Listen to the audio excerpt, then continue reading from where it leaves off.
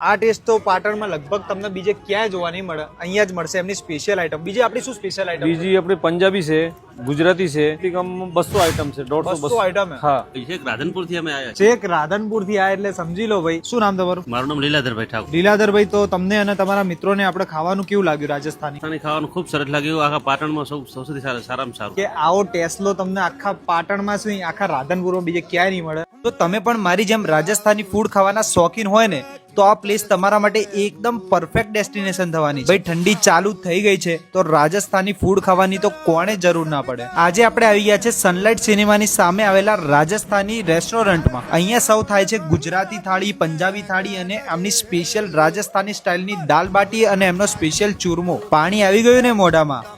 આ place short ટાઈમમાં જ રાજસ્થાની ફૂડના લીધે પ્રખ્યાત થઈ ગઈ છે. મિત્રો, રાજસ્થાનનો ટેસ્લો પડી જવાનો છે તો કોઈની રાહ જોઈ આ વિડીયો સીધો મોકલી દો તમારા ફ્રેન્ડને અને પહોંચી જાઓ સુદામા ચોકડી સનલાઇટ સિનેમાની સામે, પાટણ હારીજ રોડ, પાટણ.